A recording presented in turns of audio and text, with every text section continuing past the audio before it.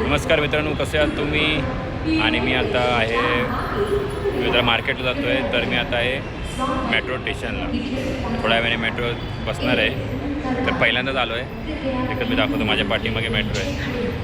त्या साईडला थांबली आहे, येईल आता. फर्स्ट टाईम आलो आहे मी.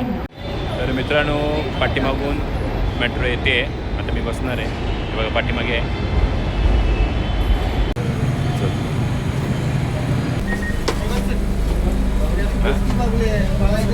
काय बसणार आहे, फर्स्ट टाईम नाही बसणार.